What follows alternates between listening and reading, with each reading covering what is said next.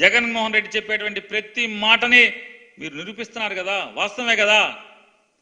మళ్ళీ పిసుక్కుంటారో పక్కన పవన్ కళ్యాణ్, మేమా పెత్తందారు, మేమా పెత్తందారు కాకపోతే ఎవరు మీరందరూ?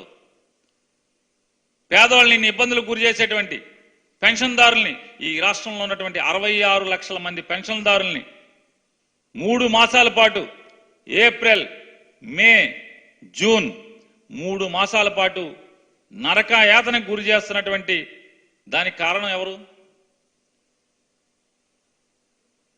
ఈ పురంధరేశ్వర్ గారు, నారా చంద్రబాబు నాయుడు గారు, ఈ సుజనా చౌదరి గారు, ఈ నడ్డా, పవన్ కళ్యాణ్, వీళ్ళు కాదా కారణం?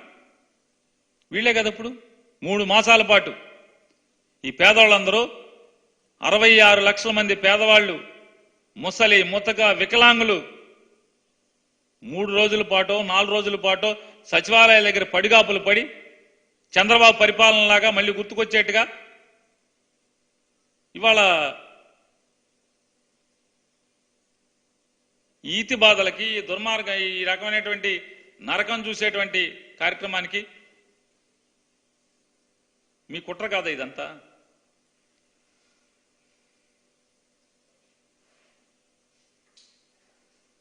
ఇది ఈ రకమైనటువంటి దుర్మార్గమైనటువంటి ఆలోచనని, ఈ తప్పుడు ప్రయత్నాన్ని, ఈ పెత్తందారి మనస్తత్వాన్ని రాష్ట్ర ప్రజలు తిప్పి కొట్టాలని చెప్పని వీళ్ళ దుర్మార్గమైనటువంటి చర్యలు మనం చూస్తున్నాం. పేదవాళ్ల పట్ల, పేదవాళ్లకు ఉన్నటువంటి సౌకర్యాన్ని ఏ రకంగా కాలరాస్తున్నారో చంద్రబాబు నాయుడు, పవన్ కళ్యాణ్, భారతీయ జనతా పార్టీ ముగ్గురు కలిసి ఇంత కిరాతకంగా చేసేటువంటి ఈ కిరాతక చర్యల్ని ఖండించమని, రేపు వచ్చేటువంటి ఎన్నికల్లో వీరికి తెడ్డు కాల్చి వాత పెట్టమని చెప్పని ఈ రాష్ట్రంలో ఉన్నటువంటి పేద మధ్యతరగతి వర్గాలందరినీ కూడా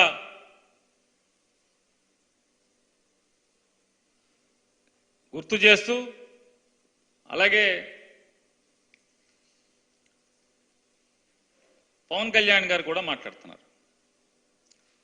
వారంటారు కాబట్టి వారు రోజు రోజుకి వారి మాటల పదును ముద్దుబారుతూ వచ్చేస్తుంది. 3 సంవత్సరాల క్రితం ఆయన మాటలు, 2 సంవత్సరాల క్రితం ఆయన మాటలు, 6 మాసాల క్రితం ఆయన మాటలు, ఇవాళ మాటలు. ఆయన ఈరోజు మాట్లాడుతూ, పిఠాపురంలో నిన్న మాట్లాడుతూ ఆయన మాట్లాడతారు,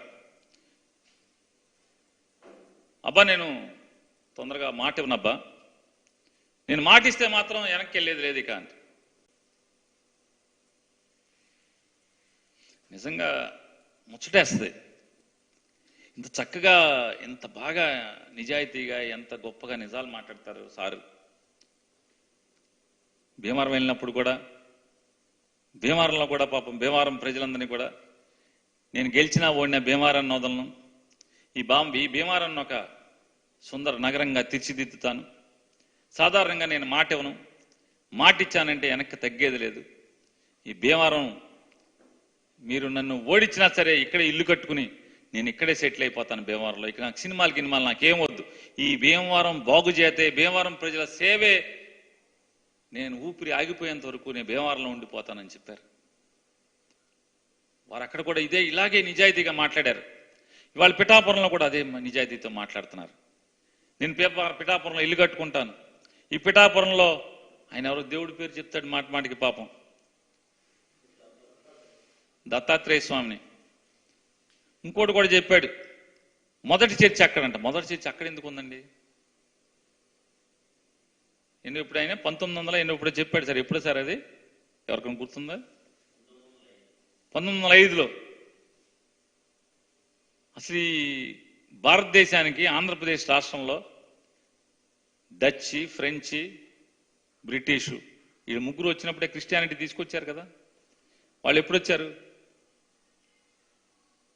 16వ సెంచరీలో బ్రిటిష్ వాళ్ళు వచ్చారు కదా. మరి అన్ని బందర్లో అన్నింటిలో ఎప్పటి నుంచో చర్చిలు ఉన్నాయి కదా. మా ఊళ్ళో ఫ్రెంచ్, డచ్ చర్చిలు ఉన్నాయి, డచ్ వాళ్ళు కట్టిన చర్చిలు ఉన్నాయి, ఫ్రెంచ్ వాళ్ళు కట్టిన చర్చిలు ఉన్నాయి, బ్రిటిష్ వాళ్ళు కట్టిన చర్చిలు ఉన్నాయి. అంటే ఆయనకి ఏది కళ్ళ ముందు కనపడితే, రోజు దత్తాత్రేయ గురించి మాట్లాడుతున్నాడు కాబట్టి క్రిస్టియన్లు కూడా బ్యాలెన్స్ చేయాలి, మళ్ళీ ఓట్లు వేయరేమో అని చెప్పని మొదటి చర్చి పిఠాపురం ఉంది. 1905లో మొదటి చర్చ. భారతదేశానికి క్రిస్టియానిటీ ఎప్పుడు వచ్చింది? చర్చిలు ఎప్పుడు కట్టారు? ఆంధ్రప్రదేశ్ రాష్ట్రంలో మొదటి చర్చ ఎక్కడుంది? అంటే ఆయన ఏది తోస్తే అదే మాట్లాడితే అదే నిజం, అదే సరదా.